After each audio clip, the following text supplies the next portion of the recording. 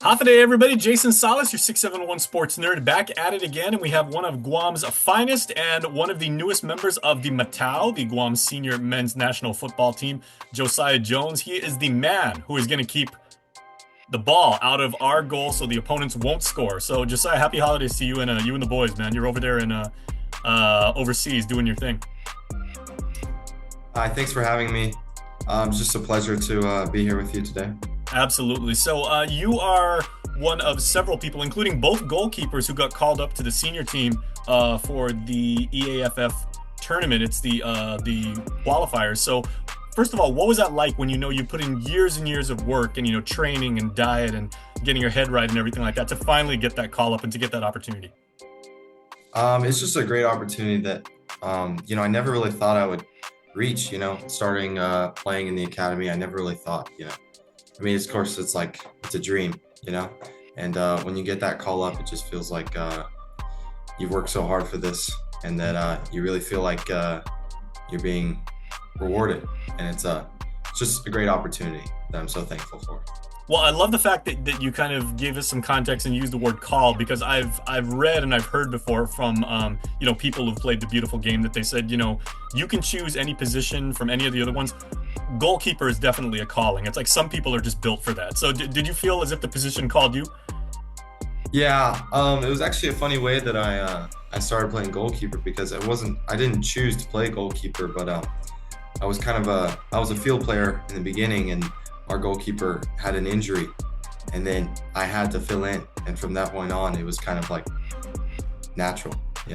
So What about that position? Like, because you're on the taller side, you got really, really long arms. I'm a former volleyball player myself, so I totally get that. But you excelled at it, and you said recently that consistency is really your thing, because you could be lights out one game, and then the next game you give up 7 goals. But your thing is you want to be consistent throughout. yeah, goalkeeping is all about really just responsibility and consistency. If you can be consistent, that's a way to make a name for yourself. It's all about trying your best every time you get on the field, and just focusing. It's all about focus. You might not do anything for 90 minutes of the game, but if you make that one save, then you've done your job. But you might not make a save the whole game until the end. So it's just about keeping focus during the game and not switching off. Yeah, you're just kind of pacing back and forth, and then all of a sudden you see the other team's striker coming at you, and those are 4 pretty intense seconds. What have you Yeah. worked at, like as far as your skill set, to really, really take your game to the next level? As far as is it your footwork, your communication, your hand-eye I coordination? think when I was younger, I sprung up, so I was not very coordinated. So when I was younger, it was a lot more technical. A lot of the training I do is a lot more footwork, coordination, technique of goalkeeping, which really helped me, because I wasn't the most coordinated at the beginning. But as you grow up, you fill in to your body, and you get better. But a lot of the unseen training of goalkeeping goes into mostly just game sense and instinct. It's all about your decisions. So one step to the side, one small little step to the side could mean you make the save or not. It's all about the little details, and reading the game and trying to predict what's going to happen. Mhm. That's mostly about what the training is. These days it's all about communication and your connection with your back line, and whether you're going to go for the ball, you're going to stay and defend the goal. It's really just a mind. It's mostly decisions. And there's the other thing about playing goalkeeper too, because you've got such an interesting and unique perspective from your vantage point, that communication is key, and you have to relay that message to all your other teammates. However, unlike a goalie in hockey, where they've got like a much smaller space to work with, your guys could be 300-400 feet away. So how do you actually maintain that communication Yeah, I without mean, going hoarse?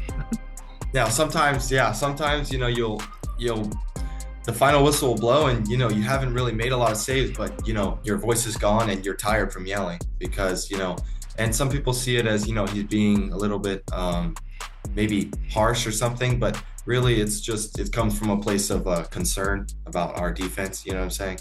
So sometimes you just have to project your voice farther up the pitch if you need to tell someone something. But it's really about just knowing.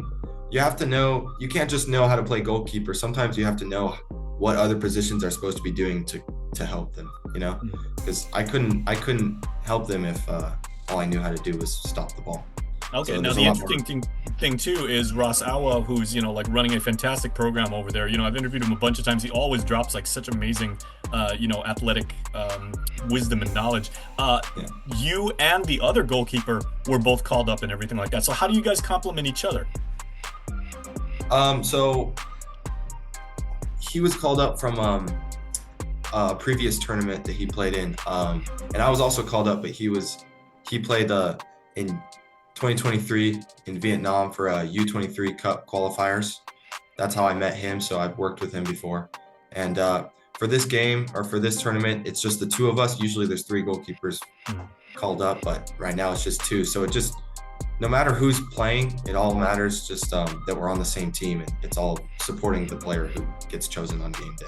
Yeah, so it's you and only other one guy that really understands what you're going through, like mentally, that you can really kind of like bounce ideas off of. Even though, I mean, technically you guys might be, competing for the same minutes. So what's your relationship as goalkeepers?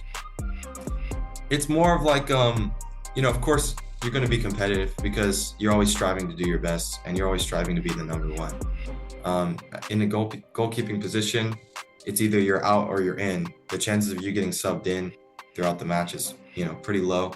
So whoever's the number one is going to be the number one. But, if you're not the number one, that doesn't mean you don't have a chance. So you're still supporting and you're doing your best to challenge the other goalkeeper so that Absolutely. we can get the best. Okay, and then for the wider team, like with all the boys and everything like that, what's the mindset and what's the character and like how are you guys like all locked in and ready to hit the pitch? I think it just comes down to what we play for. Playing for Guam is an opportunity and a blessing that people all over the world want to play for the country, and the fact that I get to represent Guam is just a great opportunity and a blessing that so many people would die for. So it's just about being thankful for the opportunity and putting your best foot forward and representing Guam. And you are the latest and one of many, many, many people that have come through the Harvest program, which is an amazing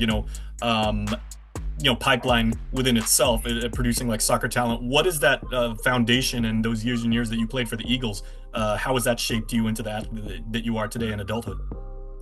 Yeah, I think our team is a great example of growing as not just players but as men.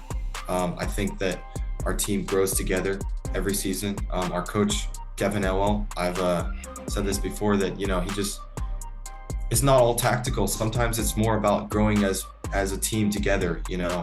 Under pressure or under struggle.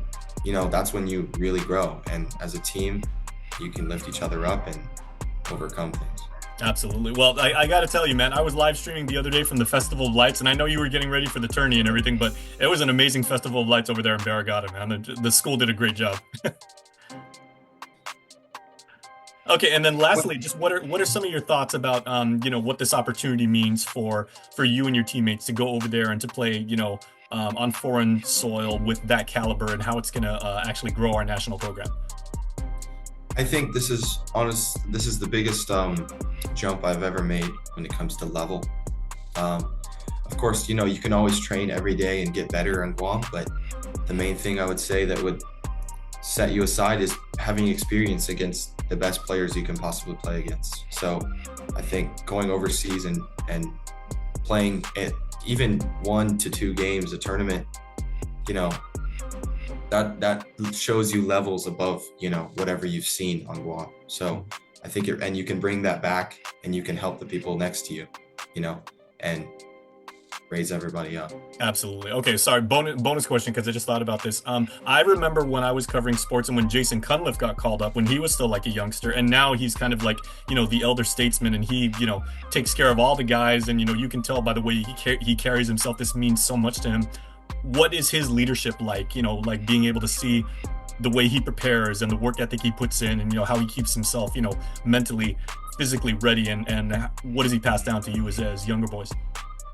think I've always admired him when it comes to he's always been ready to help anybody. So no matter what happens, win or lose, he's always ready to play for the badge, and for Guam, and whoever needs help in the Guam national team program, he's right there to help you. He'll give you advice and he'll help you no matter what. So I think I've always been thankful for him because he's given me a lot of insight over the years, and has grown me as a player.